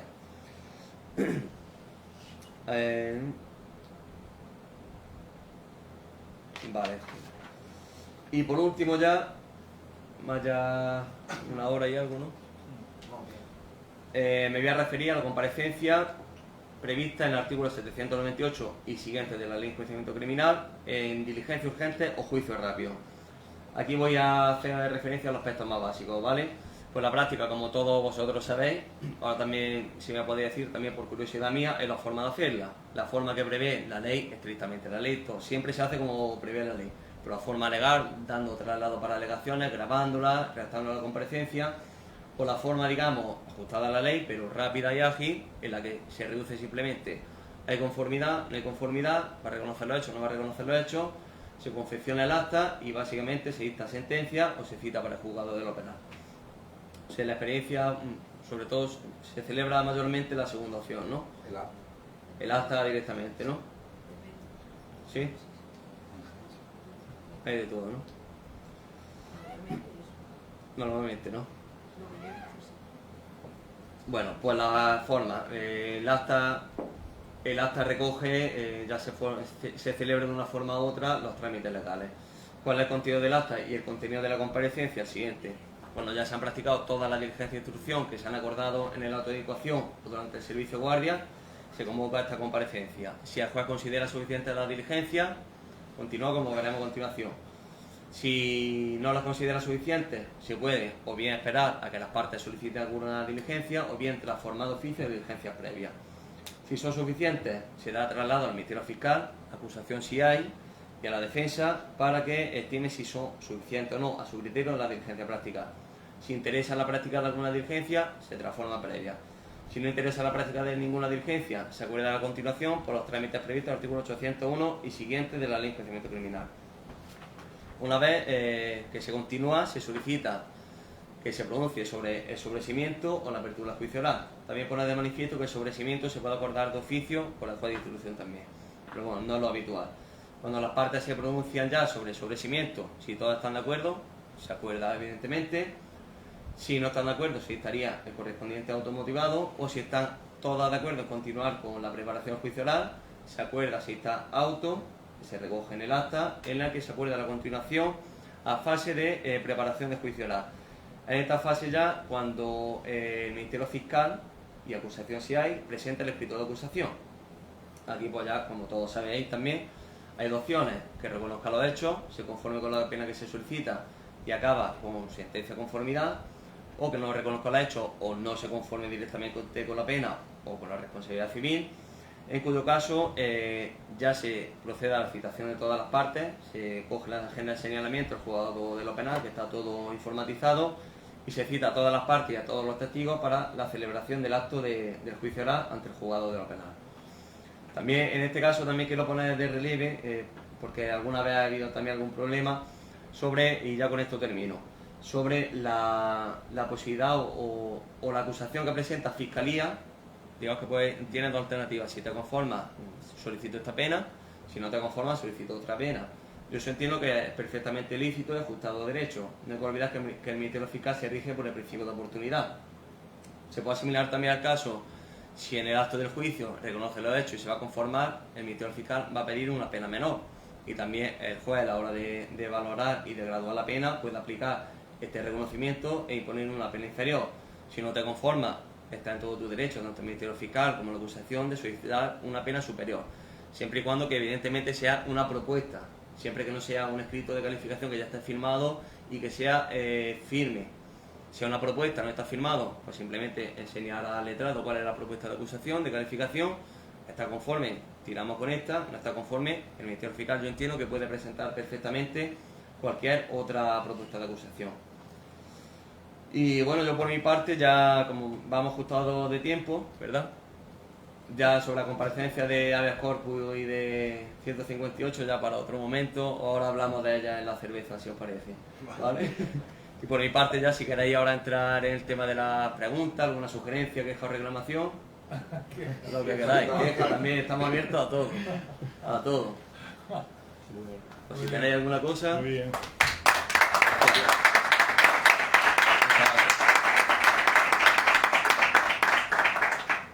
Muchas gracias. No, yo soy el invitado. Sí, bueno, seguro que tiene ahí varias cosas que ha ido apuntando y que Ha será rellenado un par de interesante. páginas, no me asustes, decano, que me voy de aquí, Y que será interesante. Yo solamente voy a contar una cosa. El otro día, a principios de semana, nos invitaron tuvimos la inauguración de, igual no se me oye, la inauguración de la 9ª edición del máster de acceso a la abogacía, y vio la ponencia un abogado, un letrado del Tribunal Constitucional, un profesor de Constitucional, y habló sobre la inadmisión de los recursos de amparo cuando no se acredita la trascendencia constitucional que tiene.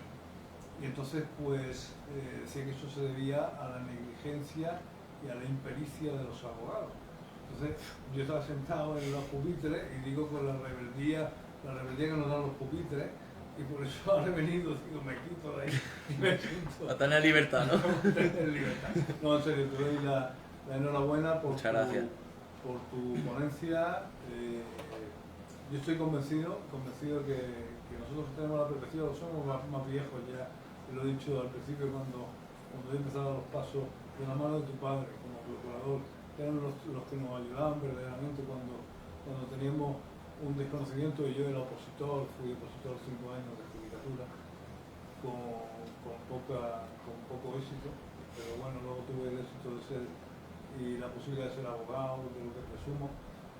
Y bueno, pues yo te auguro que de muchos de los que estamos aquí diremos, yo estuve en las primeras ponencias y conferencias seguro, ¿no? Y nada, yo creo que es Juanse el que debe de abrir el debate, que se da mucho porque es la esencia de la función del abogado, lo que has hablado. Yo te prometo, fuera de protocolo, fuera de todo, venía a dar la bienvenida a Fadeja y he cancelado, he atendido una llamada y demás, y lo que tenía en el despacho me quedaba encantado de escuchar. Te lo agradezco de verdad de corazón. Vamos a hablar aquí ahora, ¿vale? Muchas gracias. Sí, bueno, yo por mi parte, ya te digo, darte la enhorabuena por la jornada. Yo creo que hay muchos temas que podemos abordar, porque has comentado todo el tema del sistema de videoconferencias, que es muy disperso, porque por un lado estaba el circuit, por otro lado estaba el Webex.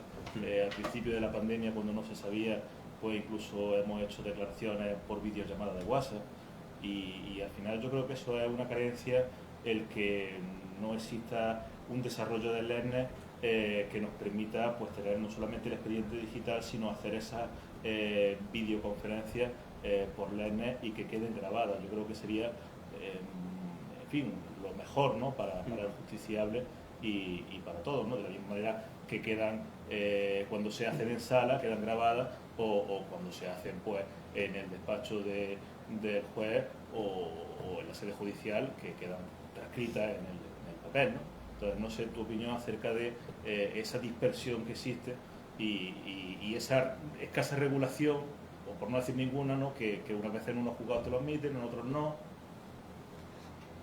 Estoy contigo en que lo deseable y lo que todos querríamos es que se pudiera hacer por videoconferencia, por web, por cualquier medio que no tenga que estar físicamente en el juzgado. Eso sería lo deseable. Incluso yo también he intentado en la práctica, en función de guardia, pasar detenido yo desde mi casa, pero es que solo he podido una vez.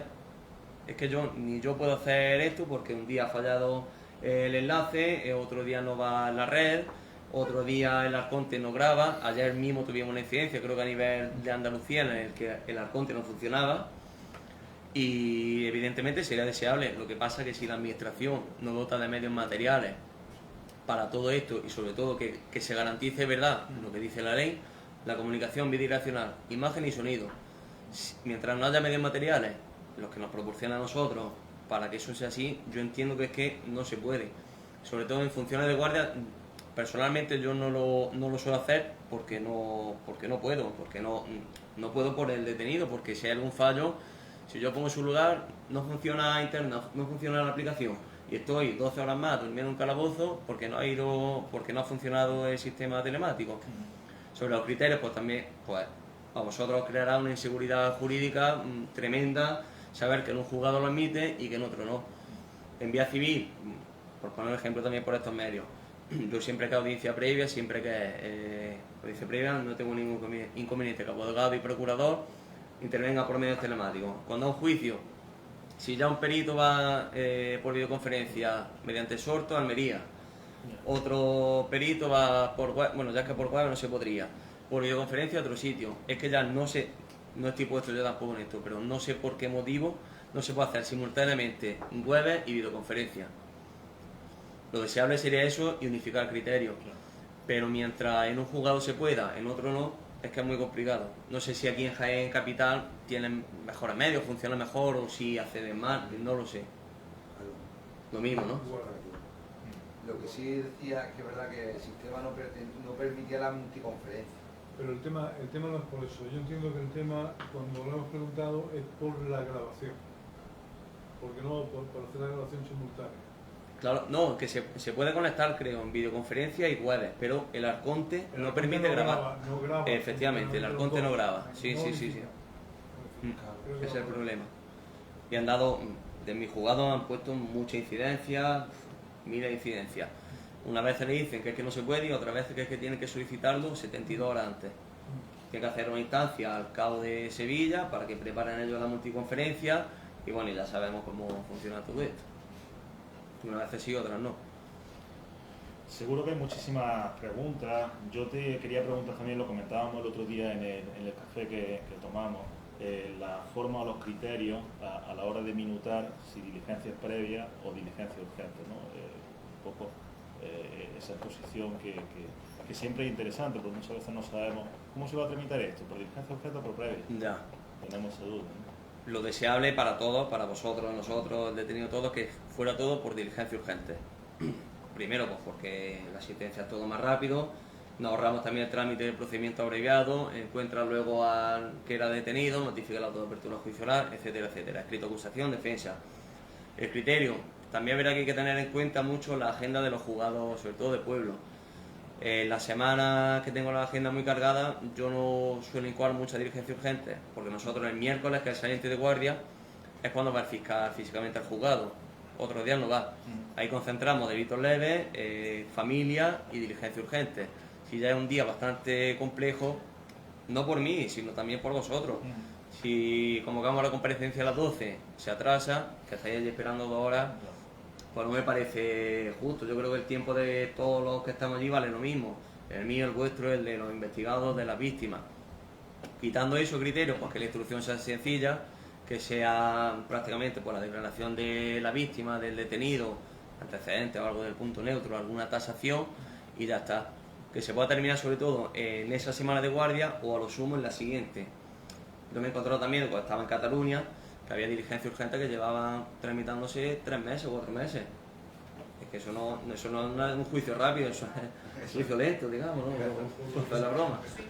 Claro, claro. Por eso ante la duda pues se transforma previa y ya está, Previa, claro. y no pasa nada. Pero de previa no puede volver a transformar urgente, ¿no? Ahí, si hay conformidad, bueno, esto también es un criterio de fiscalía, que ellos son los que dicen que ellos, si están urgentes, transformamos a previa, luego si hay conformidad, sí se transforma para que se dicte la sentencia. Si no hay conformidad, ellos no presentan o no pueden presentar, o hay alguna circular, instrucción, Sí, porque- la que no pueden presentar escrito de acusación cuando ya antes era previa. No se puede volver otra vez a... No se puede volver otra vez. No sé si ellos también tienen alguna circular, alguna instrucción, eso ya lo desconozco. Y acerca de los retrasos a la hora de la tramitación de las diligencias previas, porque muchas veces hay diligencias previas que en juzgados se tiran Sí. muchos meses, años incluso. Sobre todo los casos porque son un poco más complejos, que salen más de lo habitual, de robo, la violencia, los hurtos. Pues eso que también depende de cada juzgado. Imagino La verdad los que hay los medios, claro. Lo mismo. Los medios de ataco, personal también, evidentemente los jueces también, fiscalía también, un conjunto de cosas. Sobre todo también es verdad que hay muchos procedimientos en los que el 80% son citaciones, notificaciones, emplazamientos, no se encuentra, no viene. Prácticamente los tiempos muertos son todos en actos de comunicación. Pero bueno, retraso, una vez son responsables el juzgado, una vez la oficina, otra vez el juez, otras veces sea responsable pues que se atasca con escritos, se intenta retrasar el procedimiento. Yo creo que es un conjunto de muchas circunstancias. Sí, no sé si hay... Sí. Bueno, yo creo que se escucha. Yo creo que se escucha. ¿Escucha María creo que tenía alguna preguntilla. Sí, claro, adelante. Bueno, José Carlos, lo primero, muchas gracias A vosotros. por la exposición. Bueno, pregunta como tal no, pero quizás sí un poco buzón de sugerencia. En este juzgado mixto de la Carolina o en cualquier otro. Y además creo que aquí estamos mucha gente joven, incluido el decano también. No, hay una cosa que a mí, por ejemplo, me da tristeza y es respecto a la inseguridad jurídica que da. Hay casos que creo que todos, hay procedimientos penales que a lo mejor están claros y lógicamente pues no miras cada detalle. Pero hay otros en los que sí. Y no es solamente el tema del fiscal en una urgente donde al día siguiente te están citando además de mala forma porque el fiscal no está. Es decir, es un llamamiento a la fiscalía de que no sé qué sistema tenemos, pero debería haber un fiscal en día de guardia. Porque los abogados tenemos que ir 2 o 3 días. Es que es triste, porque al final ahí estamos afectados nosotros. Y yo no es que me queje, yo si lo digo en una charla y lo digo donde haya que decirlo. Ahí también le influye a su señoría, que es que tenemos que ir al día siguiente. Eso por un lado. Y luego creo que hay casos donde una videoconferencia, en mi opinión, pierde el sentido de la instrucción. A mí me influye que vea a mi cliente cómo declara, cómo explica las cosas o cómo... O sea, ahí doy la razón a que no exista ese sistema. O sea, era un poco opinión y queja respecto a lo de los fiscales. No entiendo lo de los fiscales. Para empezar por el final, yo comparto totalmente contigo que la inmediación que tienes declarando en sala no la tienes por videoconferencia ni por web, evidentemente. Hay casos que sé que no me va a servir, pero en otros sí. Sí me Como va. se ve desde Puede sala ser que y... algo. Yo esa opinión la comparto. De fiscalía, sí, no. También por romper una lanza a favor de fiscalía. En mi caso, ellos solo van una vez a la semana al saliente de guardia, los miércoles. En Linares están 5 fiscales y ellos están de guardia en Linares y en la Carolina. De guardia, con familia, vienen a los penales y todo eso. Si no es que lo hagan mal. Que hay días que se les solapa mucho ese entrenamiento y no pueden ir o están más atareados. También os tengo que decir que en algunas ocasiones, cuando había un día, un domingo, un lunes, según quien te toque, esto también hay que decirlo, que según te toque una persona a otra, es más propicia a hacer ya todo ese día, la comparecencia, el escrito de acusación todo ese día, que sería lo mejor para todos, nos vamos todos, uno te dice sí, otro que no, pues porque X motivo o calsaliente. Si se puede hacer, yo personalmente, si lo puedo hacer todo ese mismo día, lo hago, porque es que es mejor para todos, así que no tiene sentido irnos al miércoles. Sí, que el llamamiento que yo veo de cara al futuro es eso, que muchas veces piensa cada uno en sus circunstancias, como con la Guardia Civil, que antes lo han comentado, lo del compañero. Cuando a mí me ha pasado, la Guardia Civil hace eso porque ellos quieren cerrar su atestado y les da igual que tú te vas a ir 2 veces. Ellos quieren cerrarlo porque no, por X motivo, el compañero no lo puede cerrar. Ese sistema yo no lo veo lógico. No es porque yo sea abogada, si le pasara a un juez también lo diría. Y es por eso. Yo invito ahí que denunciáis esa vulneración. Que el detenido no lo va a hacer, porque no lo sabe o porque pasa del tema directamente. Pero vosotros que si estáis formados jurídicamente, yo animo a denunciar eso. Lo de habeas corpus es molesto para todos. Para mí el primero tenés que ir a las 6 de la mañana en un habeas corpus. Pero es que la única forma de garantizar los derechos del detenido es que habrá, vulneración habrá así. Bueno, vosotros lo sabéis mucho mejor que yo. Pues si vosotros no alzáis la voz, a nosotros ni nos llega. Es que ni nos llega. Luego lo que ha dicho también Javier, bueno, lo que pasó en esa apertura del año, la sobrada. Pero los recursos amparo, creo que en este caso, por ejemplo, de habeas corpus, solo puede entrar a valorar la vulneración cuando hay una denuncia, se dicta el procedimiento, se dicta la vulneración antes, en ese habeas corpus o en la fase de instrucción, denunciar que se ha vulnerado el derecho fundamental. Si no lo hacéis vosotros, no lo va a hacer nadie, seguramente. Sí. Yo es que pienso que el otro día tuvimos aquí un acto en el colegio y vino un senador, vinieron 2 senadores que eran portavoces de justicia de un determinado partido y nos apuntaron la posibilidad que yo la vi, que Carlos habla de denuncia y hablaron también se habla de operadores jurídicos, pero bueno, operadores jurídicos tampoco, dentro de los operadores jurídicos no hay que entender todos los que usan toga, ¿no? Entonces hacer una mesa, y es interesante lo que dijo el senador, este fue el presidente de la audiencia en su día de la audiencia de Valencia y hablaba de la posibilidad de hacer una mesa por la justicia en la que caben todos, porque yo planteo efectivamente las disfunciones desde el momento en que se produce la primera diligencia en un centro de detención afectan a los juzgados, porque ¿cuánta gente declara en un centro de detención? La mayoría no declara, pero no porque el abogado o la abogada diga que no declare, sino porque la policía prefiere que no declare y se lo quita cuanto antes, ¿vale? Y todo lo cargamos al juzgado. Posiblemente tenemos que estar instruidos de todo y bueno, puede llegar el atestado, la diligencia puede llegar más completa al juzgado, porque no se trata de que, como antes decían, yo no pienso así, que es que quedan diligencias por hacer, porque desde el momento en que se produce la detención empieza el cronómetro, empieza la cuenta atrás, y empezamos con las 72 horas. Pues dentro de ese tiempo yo puedo informarme no solamente del telegrama o los hechos fundamentales o el decreto del objeto de la detención, sino de todo. Y tenemos acceso a todo, y si no, pues tendremos un secreto de actuaciones, ¿vale? Como es el caso ahora mismo que hay en Villacarrillo, ¿no? Villacarrillo el otro día me decían que yo llevé el primer tema, el de Tirian Coulibaly, del 2016, y decían que me llaman periodistas, pero periodistas acreditados de cadenas importantes de prensa y tal, de tribunales, y dicen que este señor estaba como testigo. Digo, pero ¿cómo va a estar como testigo? El hecho de que se siga con la diligencia, él no puede estar como testigo de la vida, porque si actúa como testigo ya habrá una nulidad y ya no se le puede tomar declaración como investigador y demás. Entonces yo creo que hay, para que todo funcione, para que la máquina funcione, pienso, y es una reflexión, que hay que colaborar todos, pero no solamente jueces, ni la carga al juez, ni la responsabilidad de los abogados, yo pienso que tiene que haber buena confluencia, es lo que suelto.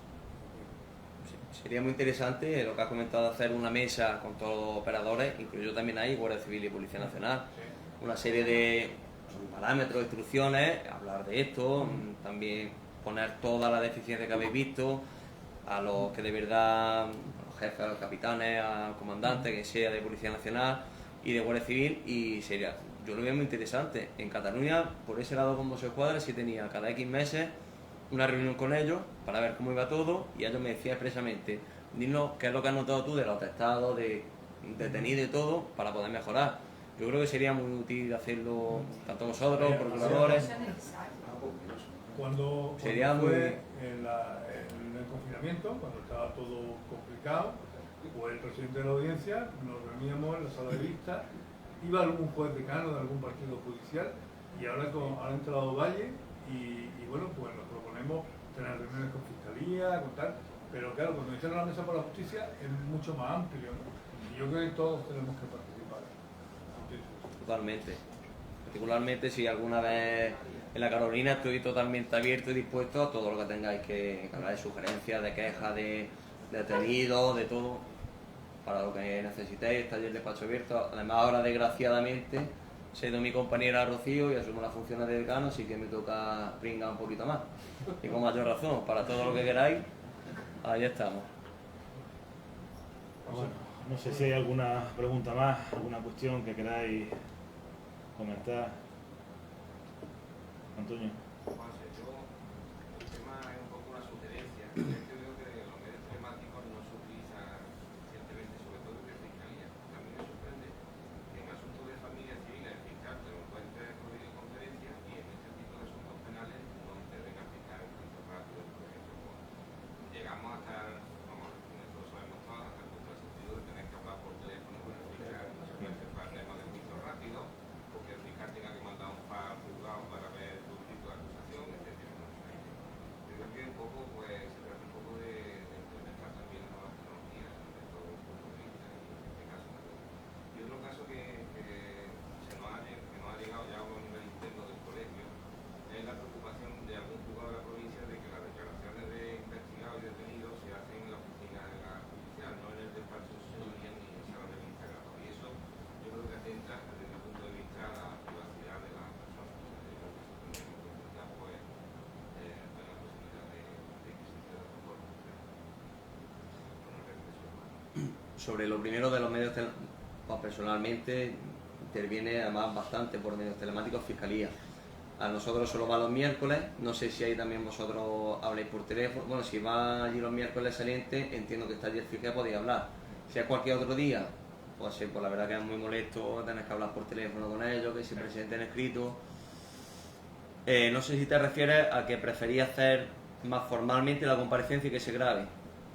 Hacer la comparecencia de las dos formas dicho, la larga, digamos, hacer la comparecencia larga, que se grabe, que se traslade todo, ¿no? Sí, pero es lo que... Porque no haya fiscal, es lo que hemos estado comentando, las guardias se nos indemnicen y no solo sea la asistencia de centro de detención en el juzgado, sino luego con la comparecencia del juicio rápido por el tercer día. Entonces, claro, al final acabamos que estamos de guardia prácticamente 4 o 5 días. Una guardia, claro. Es lo que quiere decir es que una guardia, un letrado está de guardia 24 horas, pues no son 24 horas, sino son 24 horas se convierten en 3 días. Pero por eso no le va a indemnizar, no pagar, porque no paga, es indemnizar la Junta de Andalucía. Y lo otro que yo creo que decía Antonio, a la privacidad de las declaraciones, hemos visto que yo creo que ya lo estamos viendo cada vez más, las declaraciones en las salas de vistas, cuando se graban incluso, las tenemos luego, las podemos ver, y es cuando en la mesa del funcionario sale el juez y se toma declaración allí, pero claro, allí no hay privacidad, que creo que es lo que dice Antonio, y están declarando, he visto, y temas que son delicados. Y ahora que lo decimos, ha pasado alguna vez, incluso algunos detenidos, creo que no, nunca no investigados, sí. ¿Por qué? Pues por el tema también, los funcionarios muchas veces con todo el tema del COVID, que si el despacho, que si no el despacho, son un poco más reticentes, en la sala de oficina, más amplio. De todas formas, yo siempre intento, siempre que haya investigado, si se hace en la sala de detenidos o detenidos, que creo que mayormente lo grabo, si no en el despacho. Y si alguna vez hago algún detenido investigado en la oficina, siempre procuro cerrar bien la puerta para que no se escuche nada, que se preserve la privacidad y bueno, y que no esté presente pues nada más que el funcionario que vaya a transcribir. Luego también es verdad que reconozco que alguna vez me ha pasado y a mí puede ser que me haya pasado, pero bueno, tomo nota también. Y sobre lo de las comparecencias, Si a mí me solicitáis hacer la comparecencia grabada, la comparecencia normal, me da exactamente igual hacerlo. Yo la hago siempre la abreviada por abreviar, evidentemente. Si estamos un miércoles allí, citados vosotros a las 12, con leves, familia, urgentes, si habláis con fiscal, no habláis con fiscal, es que no salimos de allí hasta las 3 a las 4, como la hagamos grabada. Si queréis, evidentemente, yo me adapto a todo, cualquier sugerencia, en vez de hacerla por acta, la hacemos grabada, perfecto, pero yo creo que a veces, siempre que esté presente el Ministerio Fiscal también, y que podáis hablar con él o tengáis el escrito, si se hace de la forma abreviada, creo que lo preferimos todos. Muy bien, no sé si hay alguna cuestión más. Sí, María. Bueno, es que quería simplemente comentar respecto a lo que ha dicho Antonio, que es que, claro, es que hay situaciones donde, por ejemplo, yo he visto, a mí me ha pasado en la provincia, no vamos a decir dónde, pero declarar testigos con los funcionarios. Vamos a ver, que es que en un procedimiento de instrucción donde estés realmente jugándote ciertas cosas, porque un testigo, es que creo que es una de las claves que un juez de instrucción tiene que escuchar. O sea, es que no puedes basarlo únicamente en escribirlo, ¿no? Quiero decir... ¿Pero a qué te refieres? Me refiero a que en vez de que... Que toman declaración los funcionarios. Sí. Ah. Es que ¿en qué sentido tiene la instrucción? Que lo comento simplemente a efectos de que se sepa, que no... Que al final yo en ese momento lo podría haber dicho, me podría haber negado. Pero que eso pasa. Eso ya son criterios. Un investigado no detenido, entiendo, por ejemplo, en un tema de un delito contra la seguridad vial que está claro, pues a lo mejor pues, se puede hacer en la oficina y si no hay nadie, pues eso no hay ningún problema. Pero un testigo, por ejemplo, y lo del Ministerio Fiscal, que a lo que se refiere Antonio, por ejemplo, a mí me ha pasado, y hay otros compañeros aquí que tienen mucha más experiencia que yo y se dedican solo al penal. Yo estar en una situación donde es verdad que a lo mejor se alarga más, pero estar, por ejemplo, voy a decir Alcalá Real, y que el fiscal ni siquiera hable conmigo por teléfono, directamente, claro, un tercio de la pena la tiene ahí, en un simple fa. Te llega y a lo mejor lleva la acusación de una violencia de género y tú, por lo menos hablo de mí, porque si te lo tomas en serio es así, te ves en la tesitura de, si no te conformas, al final lo alargan más, pero realmente es que el fiscal ni siquiera ha visto, o sea, es que ni siquiera lo ha visto, al final te basas en aplicar una serie de penas. Hay momentos donde, no sé, creo que todos vemos un poco de inseguridad.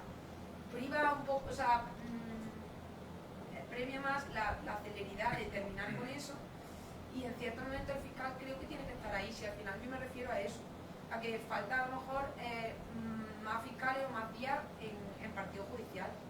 Sería muy interesante. Vamos, y sería interesante también pues que este punto de vista pues que llegue a Fiscalía también, que ellos sepan también cuáles son vuestros problemas y que sepan también esto. ¿Verdad? Hay pocos fiscales y ahora pues que van, vienen, hay pocos fiscales. Bueno, pero yo creo que tengo esperanza. Tenemos un delegado de justicia que se sentaba antes ahí. Yo creo que lo va a hacer bien y que va a facilitar las cosas y va a pedir los medios que tenemos, porque en definitiva es una cuestión de medios y de facilitar los medios. O sea, tú no le puedes decir, él acaba de ocupar o está en la Carolina y decir la carga de las disfunciones que hay, él no las puede solucionar. Lógicamente, No, como tú, claro, todos. no es en concreto con la Carolina. No, Ya, sí, pero es una cuestión de fiscalía. ¿Por qué no la fiscalía? Pues fiscalía participa de la instrucción y el fiscal cuando ve a una persona, el fiscal ve papeles nada más. Cuando a partir de la autoapertura funcional. Hay ciertos casos donde eso. Pues sí, pero a ver si es verdad que pone en medio, precisamente ayer fue un abogado, un compañero, en silla de ruedas y en mi sala de justicia no tenía ni rampa, ni estaba habilitada ni nada. ¿Verdad que eso? Y lo hemos pedido 20 veces, ya incluso ya la persona que se encarga de esto, el auxilio, hecho incluso una fotografía, le pidió permiso al abogado, pues echó una fotografía para hacer otra vez el escrito, a ver si hacen caso. Pero que si no ponen una rampa, no habilitan la sala, ¿cómo van a hacer esto? Si no empezaba por lo básico. Eso pasó en un juzgado pero hace poco y se solucionó rápidamente, no sé si recuerdas, Javier. Mandaron la foto, era un juzgado. ¿Y la pusieron, sí? Yo creo que fue rápido. Pues a ver si hacen caso. Yo quería comentar que no sé si se ha hablado antes del tema, el tema de lo de los antecedentes penales, el auge histórico penal, que no sé si hay alguna directriz de no facilitar y tal, y parece que se pone mucho celo ahí a la protección de datos en el tema de el auge histórico penal cuando es un documento necesario para el abogado, sobre todo, bueno, por lo menos para la acusación particular, porque para saber si hay reincidencia tienes que ver los antecedentes para poder hacer una acusación fundada y también para la defensa, lógicamente. Y entonces se pone mucho celo en ese tipo de cosas y luego no en otras, como por ejemplo en la privacidad de las declaraciones que se hacen en muchos juzgados, ¿no? Y bueno, yo más que nada por el tema de que considero que, no sé, el criterio sea el criterio de cada juzgado. Creo que no facilita al letrado los antecedentes no, penales. pero eso no. Eso pasa en Pero el penal, esto lo juega lo penal, lo juega lo penal. La ejecutoria. En la ejecutoria, efectivamente, cuando sí. llega el momento de pedir la ejecución de condena, pues toma usted nota, no lo facilitan, sí, eso lo hemos dicho. En penal, Yo eso lo hablé con él, curiosamente lo hablé con el presidente del Tribunal Superior de Justicia y le sorprendía porque es práctica en unas provincias y en otras no. Yo nunca lo he visto, que no se Lo traslado facilitan, de... es decir, Aquí en Jaén, sí. aquí yo recuerdo en la pandemia salir con el funcionario y tener que tomar notas de los antecedentes. Además que es complicado porque parece un jeroglífico que si ve, que si C. Si somos nosotros los que nos equivocamos luego y no sabes si tiene antecedentes computables, si no los tiene. Nunca lo había escuchado, vamos, en instrucción siempre se da traslado y no hay... No, copia. Que además, si copia vosotros de sois los representantes del detenido, qué privacidad, no sé qué protección de datos va... Pero bueno, no sé tampoco criterios penales ni nada.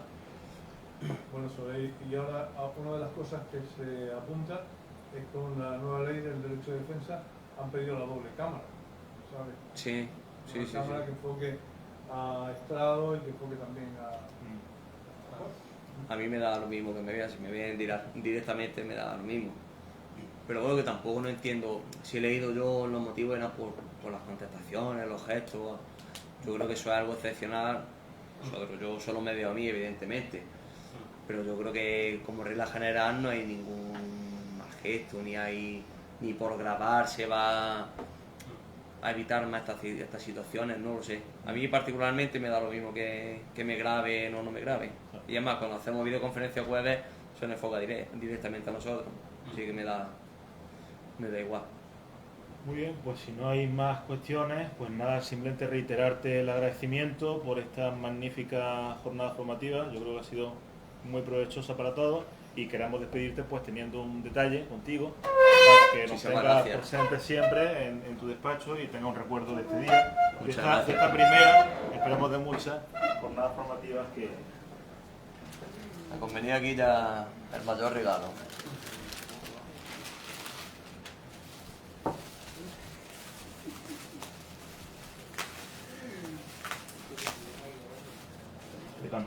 No, por Dios tú. Muchísimas gracias por su ponencia al juez don José Carlos Jiménez Castrejón en Jaén, 22 de septiembre de 2022. Es el emblema de la Federación Andaluza de Jóvenes Abogados. Muy bien. Muchísimas gracias.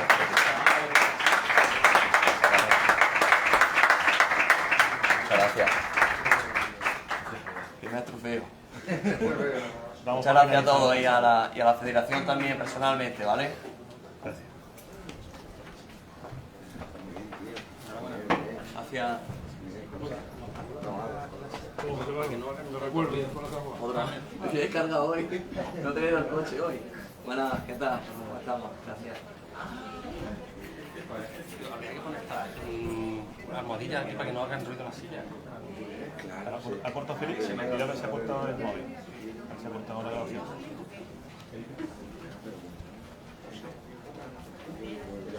Ya. No,